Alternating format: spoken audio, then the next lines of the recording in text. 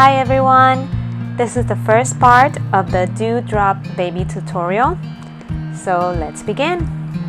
The materials for this part are batting wool, tubular cotton gauze or stockinette, strong thread to tie, a needle that can take that thread, measuring tape, regular needles and thread, and scissors of course.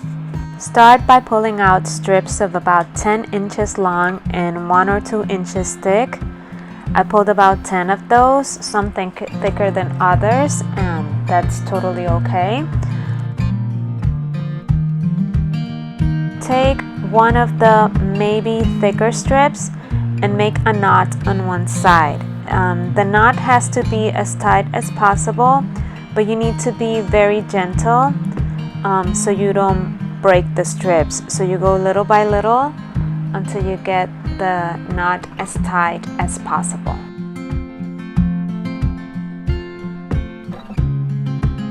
Once you get the knot tight, you are going to wrap the short end onto the knot, again as tight as possible. Then you are going to change directions and wrap the long end of the strip onto the knot, trying to form a ball.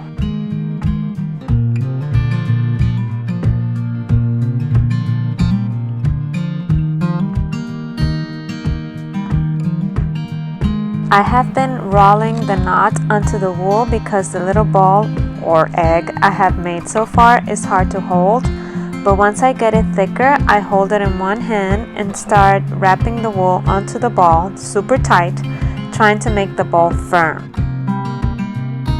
Even though you need to wrap it firm, you also need to be gentle so you don't break the wool.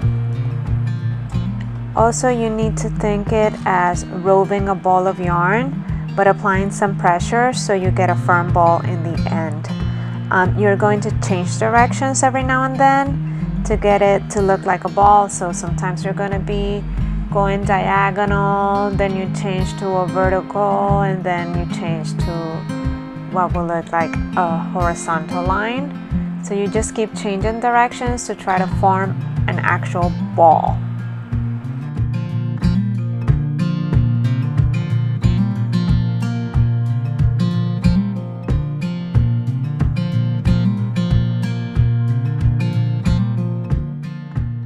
Once you finish a strip of wool, you just get another one and try to start wrapping it in the opposite direction. And then just keep changing directions while wrapping it to make the ball as you have been doing so far.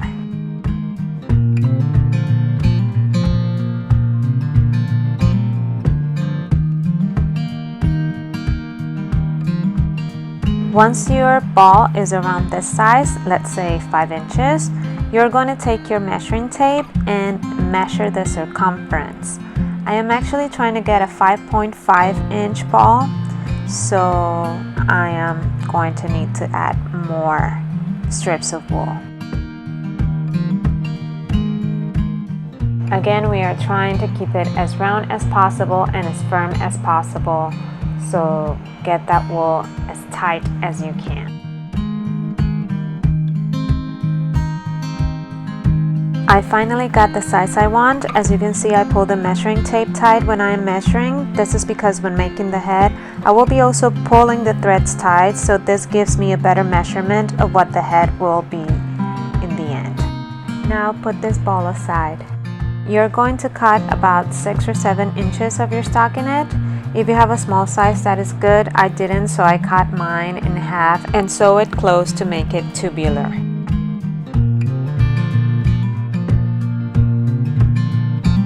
Now with regular needle and thread, you will close one side of the stockinette. I just made some gathering stitches and secured the thread, and then I went back and secured the thread on the other side as well.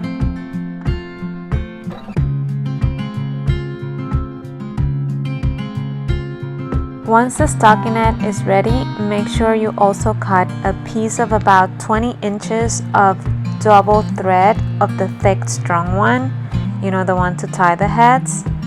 I used the mercerized cotton thread in size 10 for this, but there's also linen thread and other threads that are very strong that are used to tying the heads.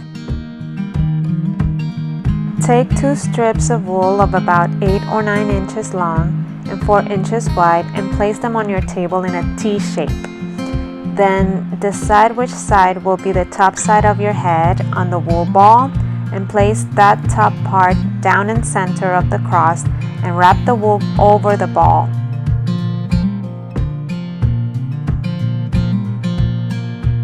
Now you just need to pull the wool down and tight under the ball, and this will mark the shape of the head. Put your fingers inside the stockinette this way. You're going to push them aside and the closed part will be the top part of the head. Because I also saw the back, I need to make sure that that seam stays in the back as well. Pull the stockinette down as far as you can and hold tight around the neck like I am doing here. Take the strong thread you already cut and go around the neck with it twice, but don't go all the way to the back. Stop at the sides of the face. Pull it tight, but don't tie a knot. From the sides, you are going to go up towards the top of the head and go around it, passing the thread at the front of the neck. I'm doing this again here so I can show it better to you. So I go around it and at the front of the neck. Then I take the other thread that I was supposed to stop at the side and do the same thing but to the other side. I go around it and in front of the neck.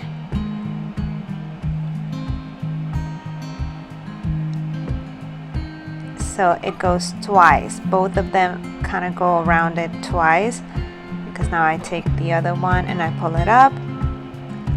I pull as tight as I can, as you can see here, and I'm going to make at least 3 knots. Pull it as tight as possible.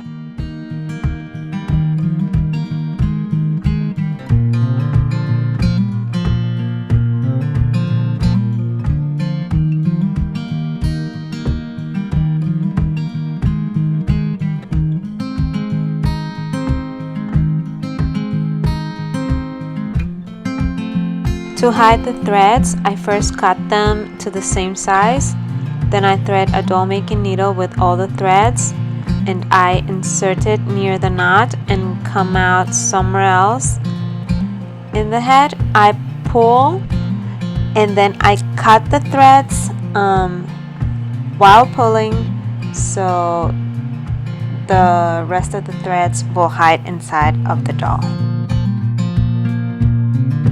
Now double thread a needle with 20 inches of the strong thread.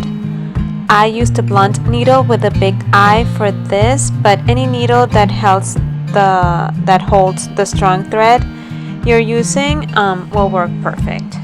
Find the center of the head at one of the sides, you know where the vertical thread is. Now make a stitch back to front under that vertical side thread. You are now going to go over the front of the head all the way to the other side, trying to keep the thread straight horizontally over the front of the head. As you can see in here, I am trying to make sure that the thread is going straight and horizontally over the front of the face. I want it to be as even as possible. Once I have the right placement, I make a stitch, but this time towards the back.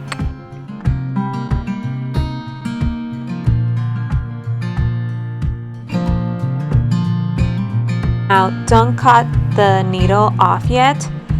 Take both ends of the thread and pull back tight. Make sure you leave a long tail on both sides.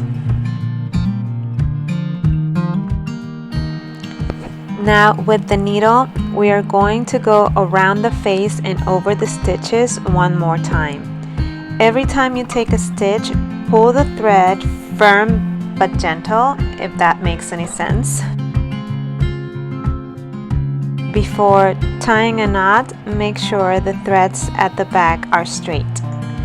Then you're just going to pull the thread very tight and make 3 knots, as tight as possible.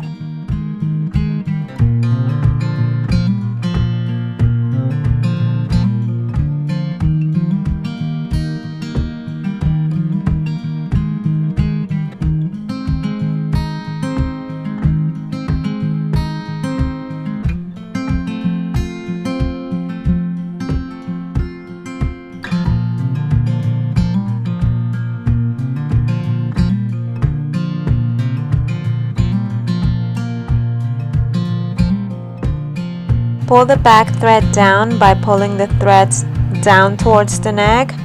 You can do this more easily with a crochet hook, but I guess I just wanted to show you that you can do it even if you don't have the crochet hook. You just need to wiggle the thread a little bit more this way. Maybe use a needle, a regular needle, to help you with it, but it is definitely possible.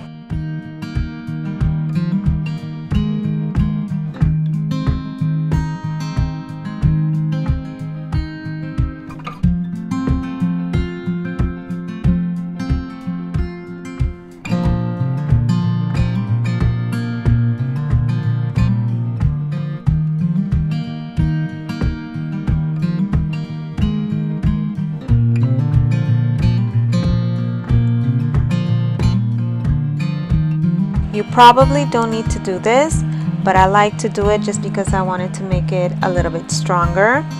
You don't need to stitch the sides because they're already stitched in, but the top, I like to make a couple of stitches so the thread won't move. So I just go back and forth with some ladder stitches to keep the thread from moving.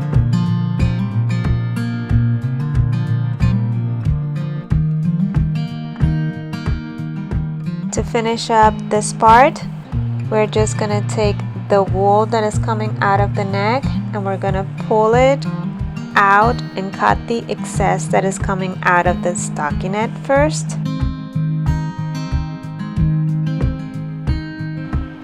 Then I decided to cut some of the wool off, kind of like shave it in a way, so the neck will be a little bit thinner, so it would fit inside the neck of the body that we're gonna make later on.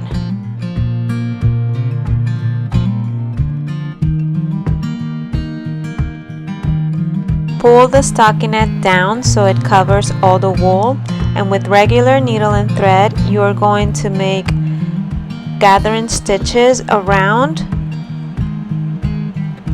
This is all hand stitched. When you finish, just secure the thread and cut the extra fabric. Now we are going to go over those raw edges with some ladder stitches. This is just to make it a little bit stronger.